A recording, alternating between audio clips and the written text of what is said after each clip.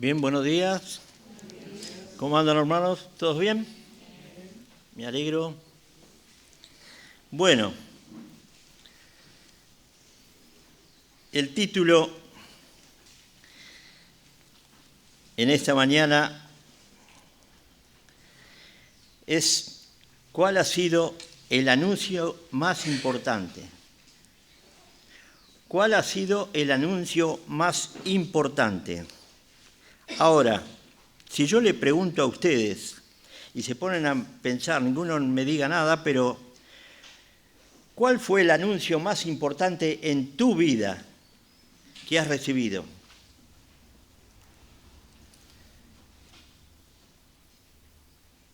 Mediten un poco. ¿Cuál es el anuncio más importante que has recibido en tu vida? Tal vez el médico a ti, mujer, cuando te dijo que estabas esperando un niño. Tal vez al hombre le ha dicho su esposa que estaba embarazada, que estaba esperando un niño. Tal vez porque has conseguido el trabajo que tanto anhelabas, o te ibas a casar con la mujer que tanto había estado esperando que te diera el sí. Cada uno de nosotros a lo largo de la vida hemos recibido anuncios que eran importantes para nuestra vida. Pero el anuncio más importante a lo largo de la historia fue cuando nació el Señor Jesucristo.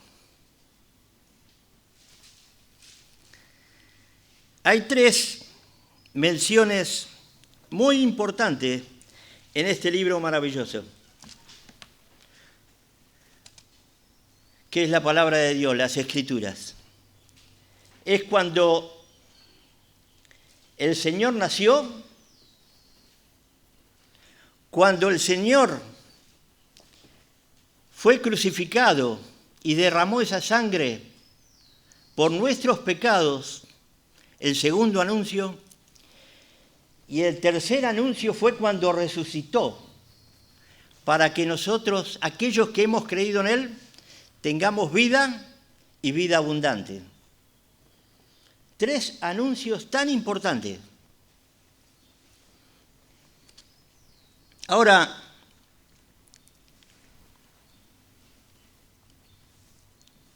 a lo largo de la historia, no se supo y no se sabe en qué fecha nació el Señor Jesucristo, nuestro Señor y Salvador. Tampoco la Biblia, la palabra de Dios, nos manda a celebrar la Navidad.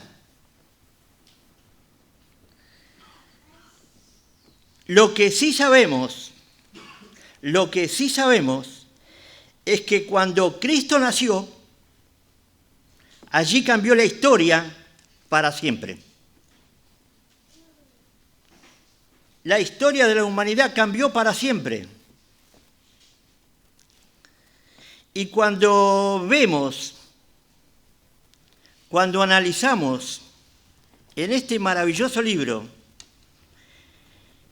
el origen de la historia humana, cuando en un comienzo, en el Edén, el hombre cae en pecado, el hombre se rebela contra Dios, se hace autónomo, supuestamente, pero a lo largo del tiempo se hace más esclavo del pecado. Pero Dios, que es rico en misericordia. ¿Cómo era la canción que cantábamos recién? ¿Qué es el hombre para que te acuerdes de él? Que cada día más y más en pecado a lo largo de la historia. Cada día más en pecado a lo largo de la historia. Dios podía abandonar al hombre, pero por su misericordia promete un Salvador que nacería de una mujer. A lo largo de la historia llegaría un Redentor, aquel que iba a pagar el precio por nuestros pecados. Luego dice que vendría de la familia de Abraham. Cuando leemos, dice que vendría de la familia de Abraham. Después, Abraham tuvo el hijo prometido, Isaac, y engendró 2 hijos, Esaú y Jacob. Jacob engendró 12 hijos, de los cuales de la tribu de Judá iba a venir la descendencia del Salvador.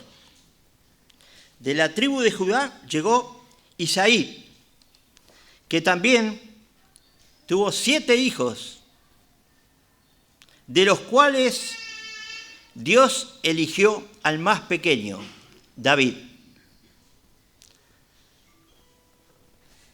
Todo lo que dice el Antiguo Testamento de que los profetas anunciaban que iba a llegar de una virgen, se cumple en un momento de la historia. Hubo un montón de tiempo, años, cientos de años, que el hombre no recibía nada de parte de Dios. No había ni un profeta que se levantara. No había ni un milagro. Dios no hablaba para nada. Hasta que llegó el tiempo que Dios quiso que mandar a un ángel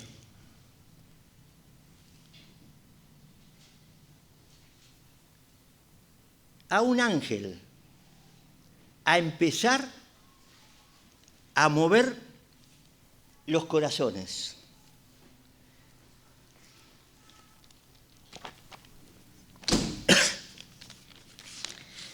Vamos a dejar el Evangelio de Mateo, que está escrito para los judíos.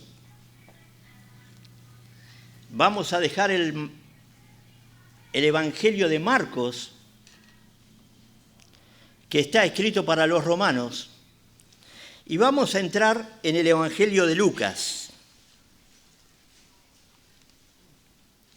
el tercer Evangelio del Nuevo Testamento.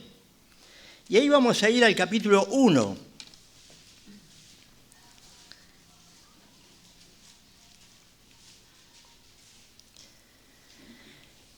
Cuando comienza los 4 versículos del capítulo 1,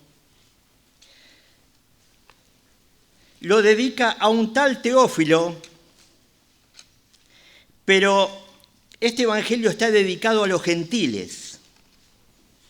Y Lucas es el único gentil que escribe en el Nuevo Testamento.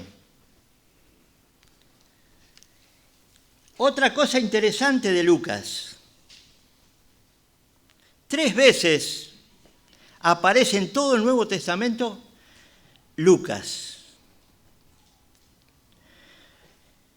En todo el Nuevo Testamento,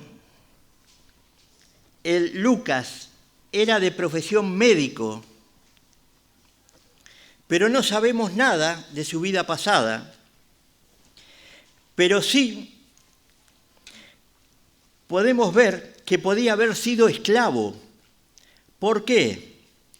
Porque los romanos enviaban a los esclavos a estudiar medicina, porque para ellos era algo indigno estudiar la medicina. Ahora, una cosa que vemos en Lucas es que fue un amigo íntimo de Pablo y compañero de Pablo. En Colosenses 4:14, no lo busquen, sino dice Pablo, el médico amado.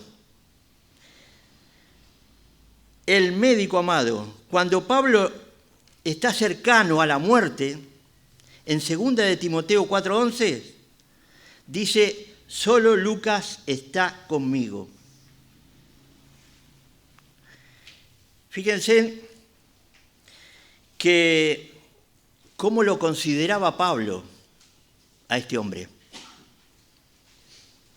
Cómo lo consideraba este apóstol a Lucas. Era de estímulo, era de ánimo.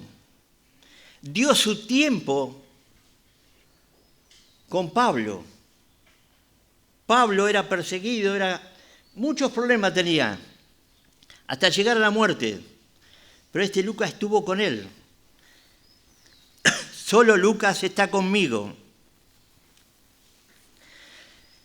La Escritura, inspirada por el Espíritu Santo que presenta Lucas, es muy clara y muy ordenada. Una cosa que tenemos que entender, él no fue testigo ocular en la vida de Jesucristo. Dice Lucas 1:2. Fíjense, vamos a leer estos 4 versículos porque son muy importantes del Evangelio de Lucas. Dice, puesto que ya muchos han tratado de poner en orden la historia de las cosas que entre nosotros han sido ciertísimas, tal como nos los enseñaron los que desde el principio lo vieron con sus ojos y fueron ministros de la palabra. Me ha parecido también a mí, después de haber investigado con diligencia todas las cosas por orden, oh excelentísimo Teófilo, para que conozcas bien la verdad de las cosas en las cuales has sido instruido. Teófilo parece que era un personaje jerárquico, creyente, pero lo que hace acá Lucas es comenzar a indagar de una manera precisa cómo comenzó las buenas nuevas de salvación, el Evangelio, cómo se inició todo. Después de tantos años de silencio, podemos ver que este hombre no fue testigo ocular de Jesucristo. Pero una cosa sí, pudo investigar de una manera muy precisa, de cómo comenzó todo. Y él es estimulado a esto por el trabajo de otros, porque lo que dice ahí en el versículo 1, puesto que ya muchos han tratado de poner en orden la historia de las cosas que entre nosotros han sido ciertísimas.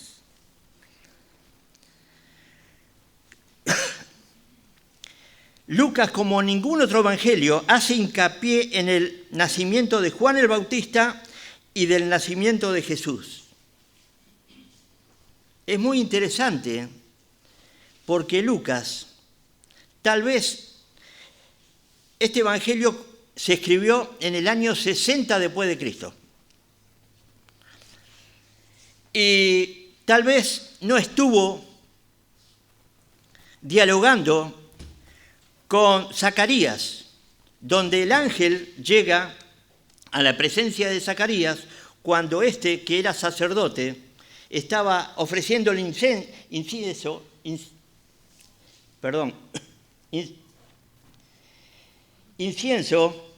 entrando en el lugar santo, se le aparece el ángel y le dice que su esposa iba a tener un hijo.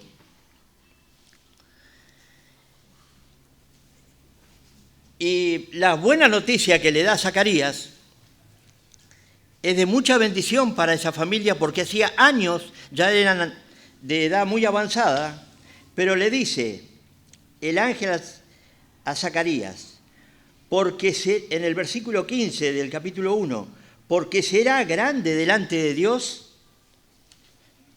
Y el versículo 16 dice, y hará que muchos de los hijos de Israel se conviertan al Señor Dios de ellos.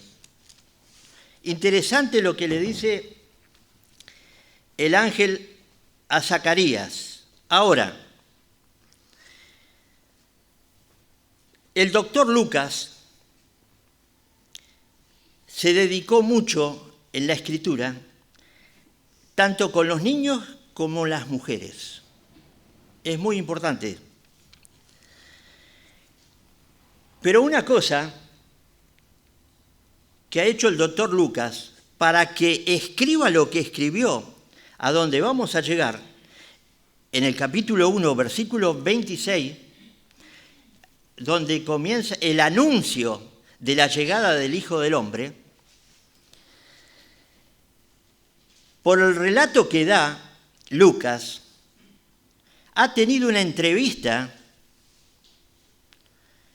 con María, ha tenido una entrevista con José, porque es tan preciso lo que dice,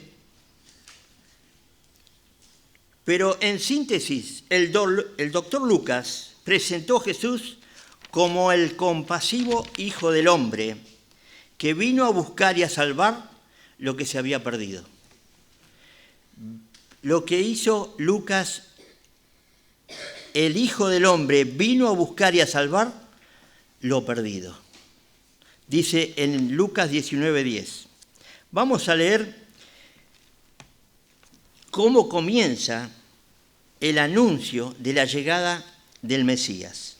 Dice, al 6º mes, el ángel Gabriel, capítulo 1, versículo 26. Al 6º mes, el ángel Gabriel fue enviado por Dios a una ciudad de Galilea llamada Nazaret, a una virgen desposada con un varón que se llamaba José, de la casa de David, y el nombre de la virgen era María. Versículo 28. Y entrando el ángel en donde ella estaba, dijo, salve muy favorecida, el Señor es contigo, bendita tú entre las mujeres. Mas ella cuando le vio se turbó por sus palabras y pensaba qué salutación sería esta. Entonces el ángel le dijo, María, no temas, porque has hallado gracia delante de Dios. Y ahora concebirás en tu vientre y darás a luz un hijo y llamarás su nombre Jesús. Este será grande y será llamado Hijo del Altísimo. Y el Señor Dios le dará el trono de David, su padre, y reinará sobre la casa de Jacob para siempre, y su reino no tendrá fin. Entonces María dijo al ángel, ¿cómo será esto? Pues no conozco varón. Respondió el ángel y le dijo, el Espíritu Santo vendrá sobre ti, y el poder del Altísimo te cubrirá con su sombra, por lo cual también el santo ser que nacerá será llamado Hijo de Dios. Versículo 36, he aquí, tu parienta Elizabeth, ella también ha concebido hijo en su vejez, y este es el sexto mes para ella, la que llamaban estéril. Porque nada hay imposible para Dios. Y versículo 38, entonces María dijo, he aquí la sierva del Señor, hágase conmigo conforme a tu palabra, y el ángel se fue de su presencia. Oremos. Querido Padre Celestial, queremos darte las gracias, Señor, en esta mañana, por poder abrir tu santo libro. Gracias, Señor, por tu amor y tu misericordia. Y háblanos, Señor, por medio de tu Espíritu, Señor, en esta mañana. Queremos aprender, Señor, en esta mañana, todo lo acontecido en el anuncio de tu Hijo amado. Gracias te damos en el nombre de Cristo Jesús. Amén. Fíjense que dice, el ángel Gabriel fue enviado por Dios a una ciudad de Galilea.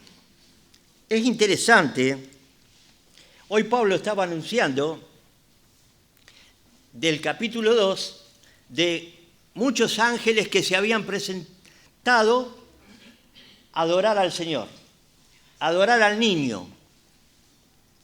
Muchos ángeles se habían presentado. Pero podemos ver que es interesante que en la palabra de Dios solamente 2 ángeles se nombran por su nombre. El ángel Gabriel, que quiere decir varón de Dios. Recuerden que cuando ustedes hablen con Gabriel, están hablando varón de Dios, quiere decir. Y no es para reírse, es una verdad. Y otro ángel que está nombrado en las Escrituras es Miguel. Ahora, este ángel él es enviado por Dios a una ciudad de Galilea llamada Nazaret. Si ustedes buscan en todo el Antiguo Testamento, jamás se nombra Nazaret. ¿Por qué? La ciudad de Galilea se nombra. ¿Por qué? Porque Galilea era una ciudad de los gentiles. Vamos a buscar rápidamente allí en Isaías, capítulo 9, versículo 1, en el final va a decir: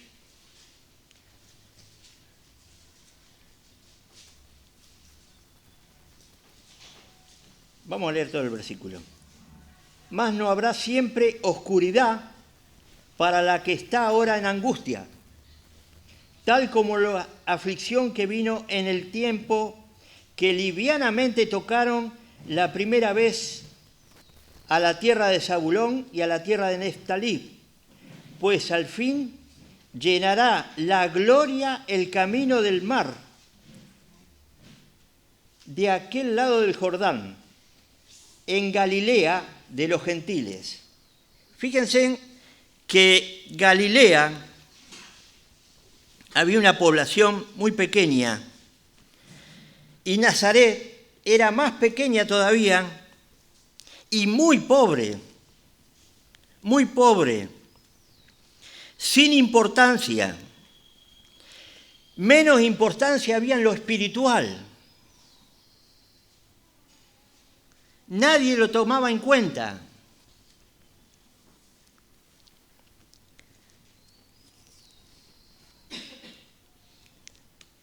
Allí nació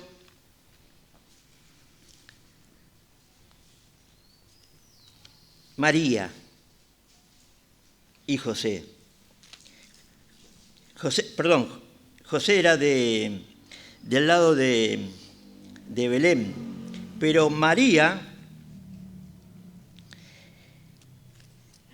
era de Nazaret, un lugar insignificante.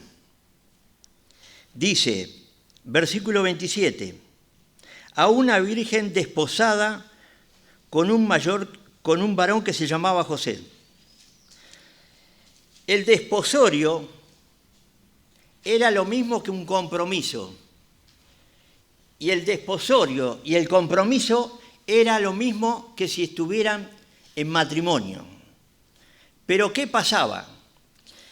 El desposorio se hacía en 3, para el pueblo judío de aquellos tiempos, y hasta 100 años atrás también se hacía lo mismo. se hacía lo siguiente. Los padres del muchacho buscaban a una joven. En ese tiempo, las jóvenes se casaban a muy temprana edad, 13, 14 años. Ahora, tal vez los padres o algún familiar cercano, ¿qué hacía? Buscaban a la muchacha para que contrajera matrimonio con este muchacho, con el muchacho de la familia.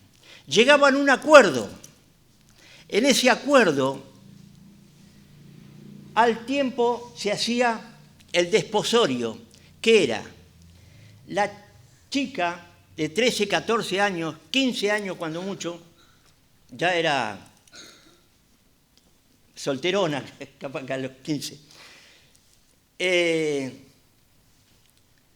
Ella quedaba preparando su vestido, todas sus cosas, para el casamiento que el próximo año se tenía que casar. El joven preparaba su casa, preparaba su hogar donde iban a vivir. Tenía todo un año. Entonces, comenzaban con el arreglo de los familiares para llegar al matrimonio. El desposorio, que era un tiempo donde vivía cada uno en su lugar. Pero el matrimonio se unía cuando se casaban.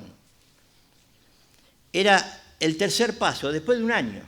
Ahora, fíjense, a una virgen desposada con un varón que se llamaba José, de la casa de David. Podemos ver que José era un familiar directo de David, del patriarca David. De la línea de Salomón venía. De la línea de Salomón. Ahora, pero el nombre de la Virgen era María. Dice, cuando nos ponemos a fijar, de todas las mujeres de la Escritura, una se eleva por sobre todas las demás, como la más bendecida, la más altamente favorecida por Dios y la más admirada por las mujeres.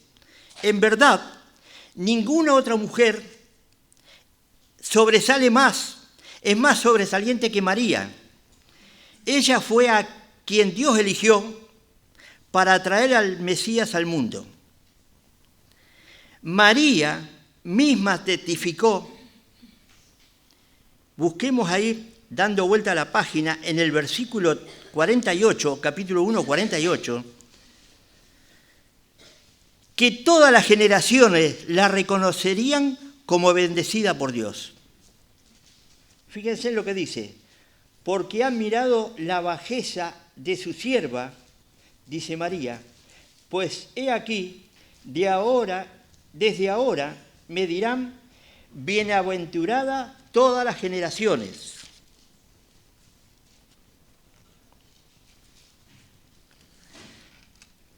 La reconocían como la más bendecida por Dios. En la Escritura, se la presenta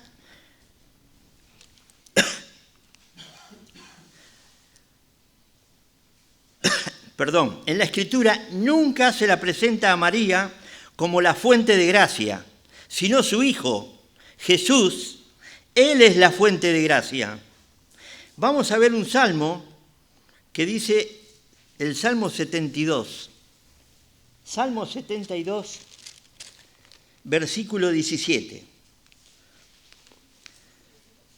Fíjense lo que dice el salmista. Será su nombre para siempre. Se perpetuará su nombre mientras dure el sol. Benditas serán en él todas las naciones. Lo llamarán bienaventurado. Fíjense en qué hermoso versículo.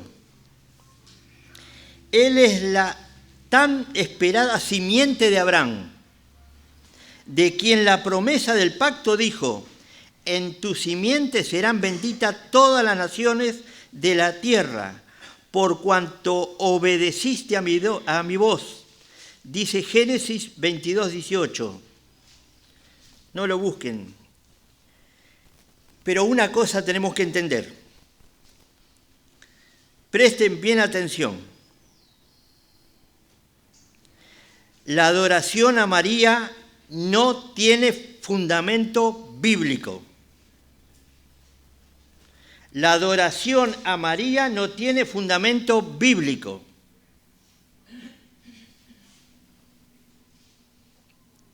Hay otras religiones que la tienen a María por sobre Jesús. Y conocemos bien quién son.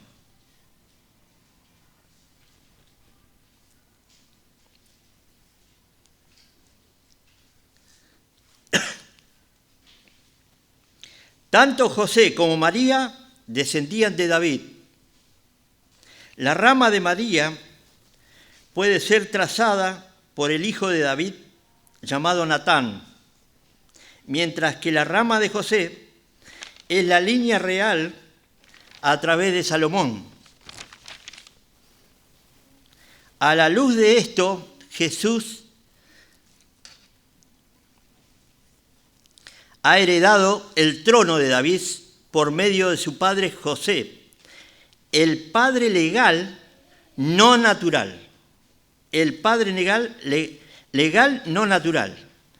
Era su derecho como hijo primogénito.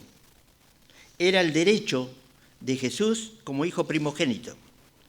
La Escritura es muy clara. La Escritura es muy clara en enseñar que María era aún virgen cuando Jesús milagrosamente concibió en su vientre.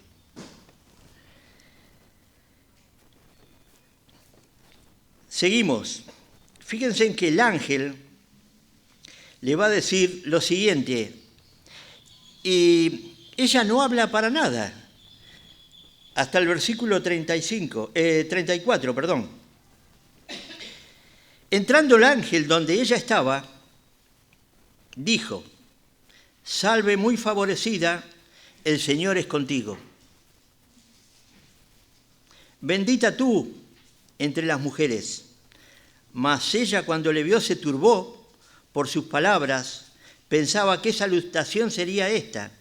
Fíjense que ella no responde, sino pensaba.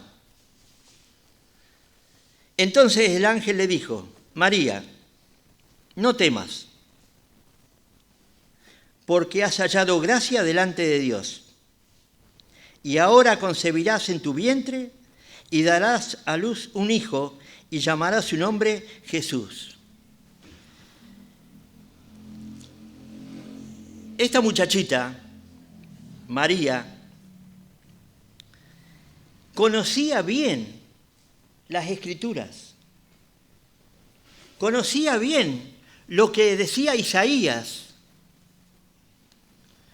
que en el capítulo 7, que nacería de una virgen el Salvador del mundo. Y ella se turbó, pero también se sorprendió, porque Dios, el ángel de Dios, venía a hablar con ella de una manera sencilla, práctica, y que transformaría su vida. Ella iba a ser transformada a partir de allí. A partir de allí su vida cambió rotundamente.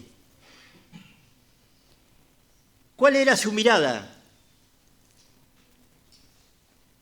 Estaba puesta en lo que iba a pasar en su casamiento. Los preparativos para estar dispuesta a vivir con José. pero lo que le estaba diciendo el ángel, que ella iba a tener un hijo, que ese hijo iba a ser bendecido, ahora concebirás en tu vientre y darás a luz un hijo y llamará su nombre Jesús. Este será grande y será llamado Hijo del Altísimo. Fíjense que todo lo que estaba diciendo el ángel a María, su mente iría a 2000 por hora. ¿Cómo Dios se va a fijar en mí? Y de mi entraña va a nacer ese hijo. Es para sorprenderse a cualquiera. Y será llamado Hijo del Altísimo. Y el Señor Dios le dará el trono de David su padre. Fíjense una cosa. A la edad de 30 años, el Señor Jesucristo comienza a hacer su ministerio. Iba por diferentes lugares predicando las buenas nuevas de salvación. Iba sanando a multitudes. Pero al Señor Jesucristo lo rechazaron. En Juan 1:11 dice bien clarito, a los suyos vino y los suyos no lo recibieron. Él siendo judío vino a su pueblo y lo rechazaron. Pero acá cuando dice, este será llamado Hijo del Altísimo, vamos a buscar un versículo que está en Marcos. Fíjense en lo que sucede. El pueblo de Israel no lo reconoció. No lo reconoció como el Hijo del Altísimo. Pero en el capítulo 5 de Marcos, versículo 2, la última parte, vamos a leer por tiempo, dice así, un hombre con espíritu inmundo que tenía su morada en los sepulcros, fíjense en dónde vivía, y nadie podía atarle, ni aun con cadenas, porque muchas veces había sido atado con grillos y cadenas, mas la cadena había sido hecha pedazos por él, y desmenuzado los grillos, y nadie lo podía dominar. Un hombre con espíritu inmundo, y siempre de día y de noche andaba dando voces en los montes y en los sepulcros, e hiriéndose con piedras. Cuando vio a Jesús de lejos, se arrodilló ante él y clamando a gran voz, este hombre inmundo dijo, ¿qué tienes conmigo, Jesús, Hijo del Dios Altísimo? Hijo del Dios Altísimo.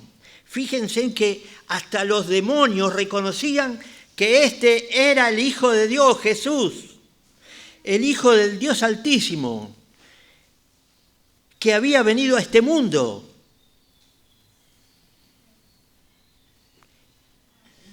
Y cómo las personas de este mundo, el pueblo de Israel, lo rechazó abiertamente.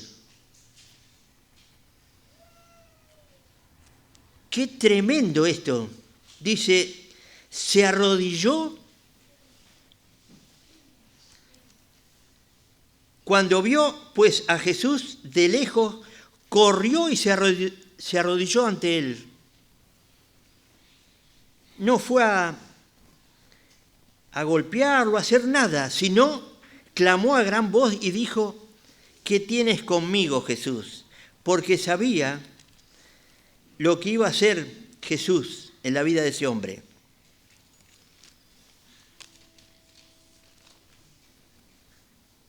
Este será grande y será llamado Hijo del Altísimo. Y el Señor Dios le dará el trono de David, su padre.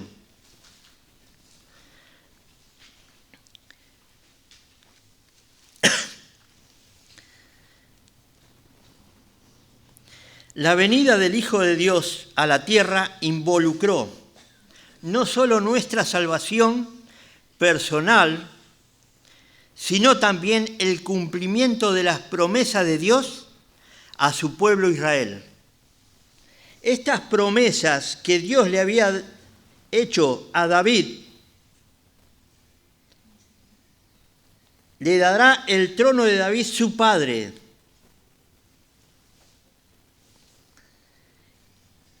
Y reinará sobre la casa de Jacob para siempre, sobre la casa de Israel para siempre.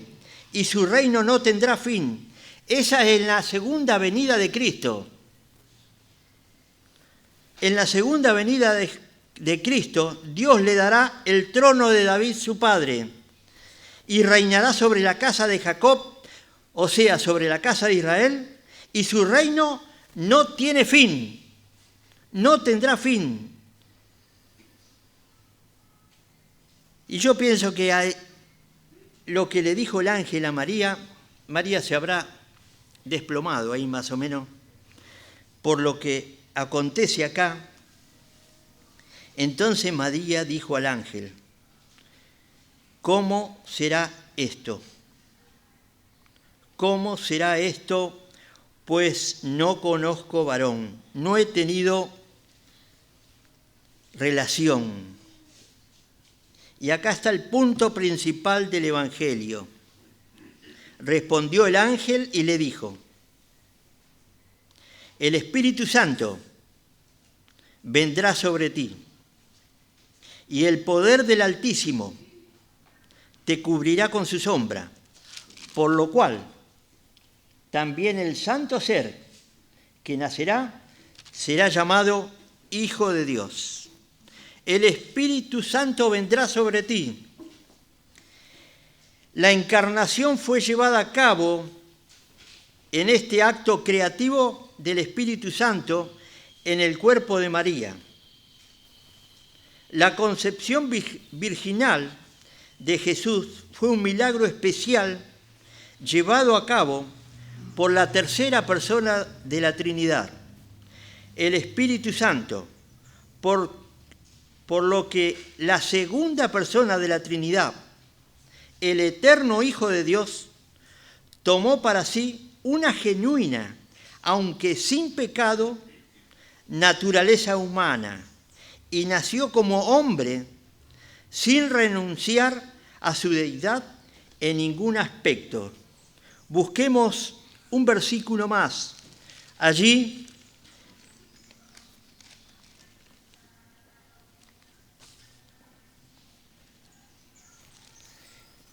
en Colosenses, fíjense qué interesante este versículo en Colosenses 2:9.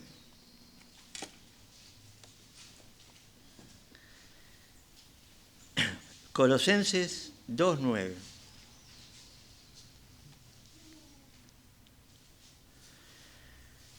Porque en Él, o sea, en Jesucristo, está diciendo Pablo acá en Colosenses, porque en Él habita corporalmente toda la plenitud de la deidad. En Él habita corporalmente, en su cuerpo, toda la plenitud de la deidad, toda la divinidad del Padre en ese hombre está, en Jesucristo. Toda la divinidad, todos los atributos divinos habitan en su cuerpo terrenal. Una fuente una fuerte declaración de la deidad y de la humanidad del Dios hombre. Otro versículo, en 2 de Corintios,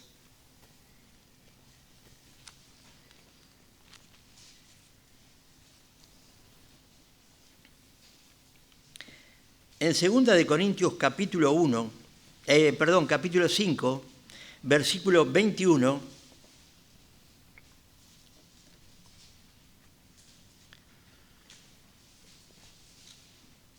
dice así: al que no conoció pecado, o sea, Jesucristo, por nosotros lo hizo pecado. Por nosotros lo hizo pecado, para que fuésemos hechos justicia de Dios en Él, en Cristo.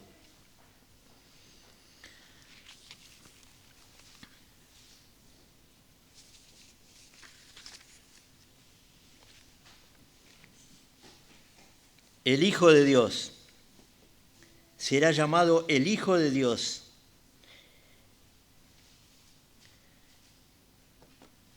Versículo 36 dice así: he aquí, tu parienta Elizabeth, ella también ha concebido hijo en su vejez, y este es el 6º mes para ella, la que llamaban estéril.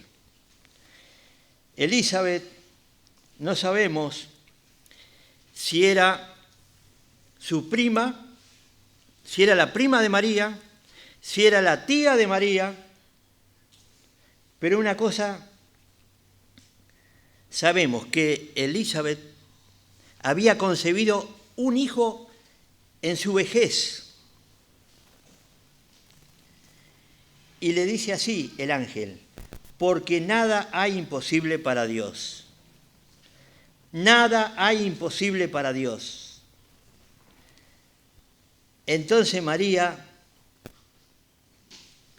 como diciendo: he aquí, dice, la sierva del Señor, hágase conmigo conforme a tu palabra. Hágase conmigo conforme a tu palabra. Y el ángel se fue de su presencia. Todo esto que hemos visto en esta mañana fue todo lo que aconteció. Este relato, según la Biblia, el anuncio del nacimiento de Jesús, es un misterio muy grande que todos hemos escuchado una y otra vez. Puede ser una hermosa historia para algunos, puede ser una realidad en tu vida.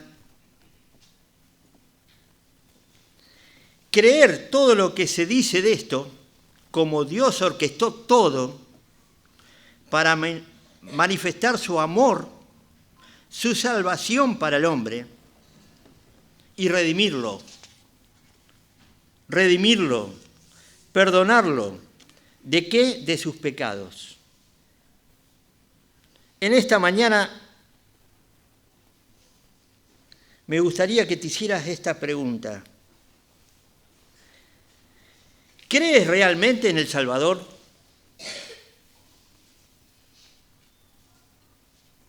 ¿Crees realmente en Jesús, que vino a este mundo a pagar el precio de mis pecados, de tus pecados? ¿Realmente crees en eso? ¿O crees que es una hermosa historia, que año tras año la Navidad se hace por costumbre? Hay mucha gente en este mundo que cuando llega el tiempo de Navidad le importa más con quién se van a juntar a pasarla, qué es lo que van a comer, qué es lo que van a regalar, cuáles son las luces que van a poner.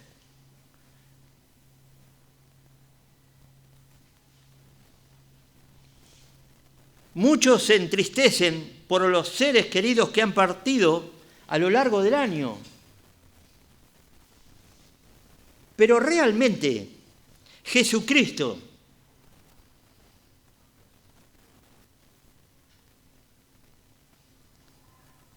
es tu Salvador, es tu Señor,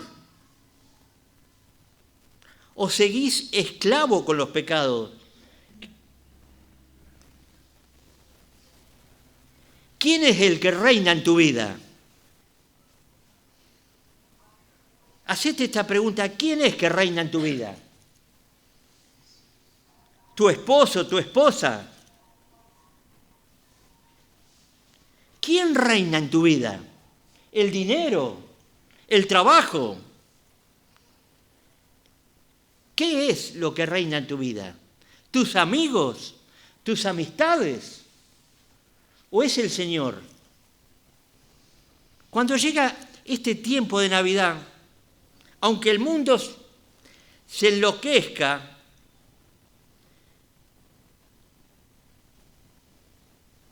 los hijos de Dios, no solamente en este tiempo, todos los días de su vida se tiene que acordar de dónde lo sacó Dios. ¿De dónde lo sacó Dios? Ayer estuve de la mañana hasta la tarde, prácticamente, muy poco fue el tiempo de descanso.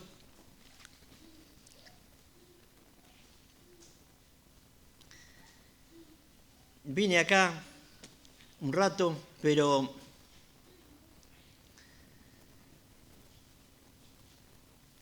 ayer hubiera cumplido un año más de vida mi hermano, pero por causa del pecado, por causa de no recibir el regalo divino, hoy no está con su familia ni conmigo, no está.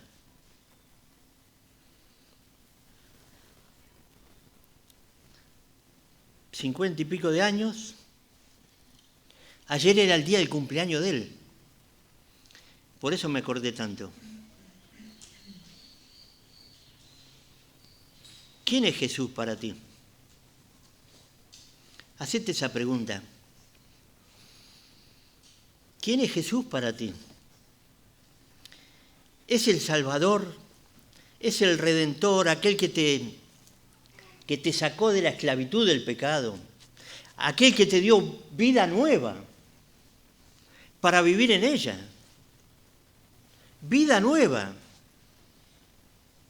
Fíjate que ese versículo que dice, para Dios nada es imposible, lo tenés que asumir, que si vos sos una persona que vivís en el mundo, decís malas palabras, todo lo que pienses mal, todo lo que hagas mal en tu vida, Dios te va a limpiar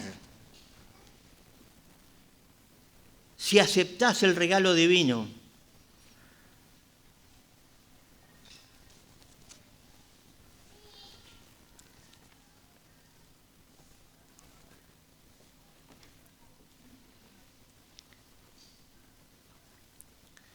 ¿Estás manifestando a Cristo en tu hogar?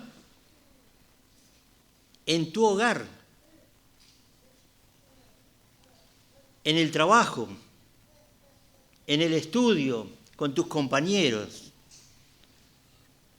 ¿O haces una doble vida? En el trabajo te reís con tus compañeros por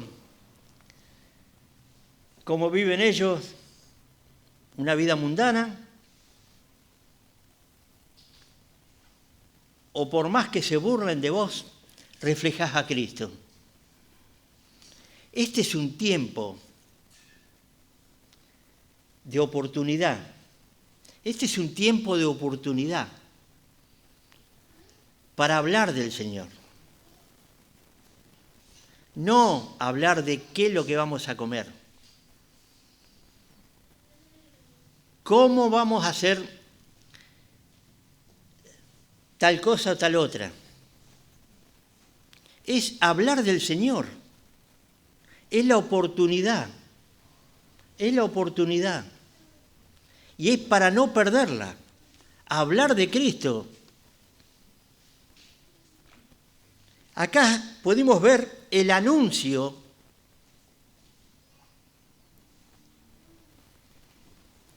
a una mujer soltera.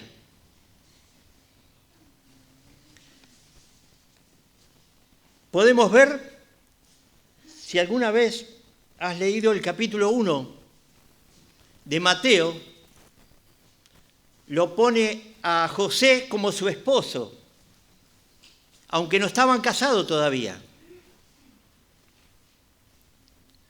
Pero dice que el Señor mandó en sueños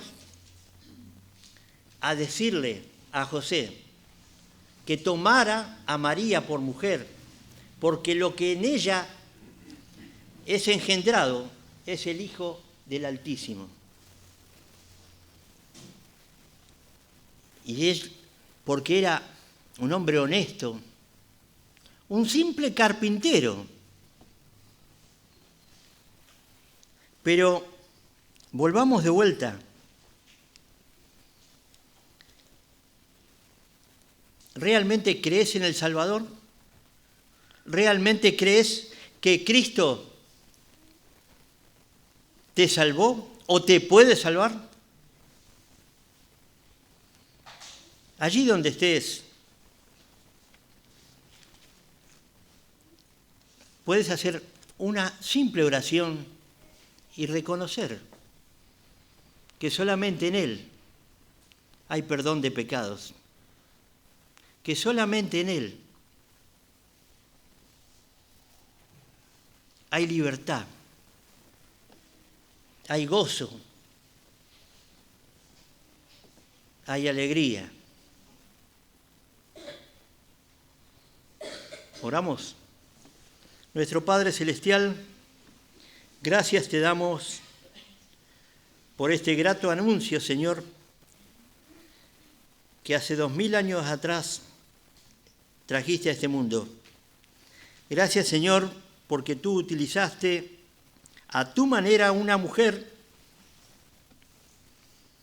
donde dio a luz a tu Hijo amado, Jesús. Jehová salva. Jehová hay salvación. Qué hermoso meditar en esto día tras día.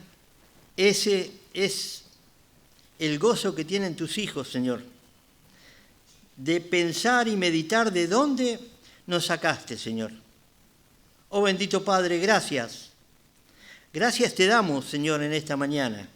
Y pedimos a ti, Señor, que tú puedas hacer una obra en los corazones. Por medio del Espíritu Santo, convencer a aquel que aún no tiene ese regalo divino. Ese es el mejor regalo que uno puede recibir en este tiempo. A la persona de Cristo. Gracias te damos, Señor. Gracias por tu palabra, Señor, que nos enseña cómo grandes hombres de Dios han escrito este hermoso evangelio para transformar vidas. Te agradecemos en el nombre precioso de Cristo Jesús. Amén.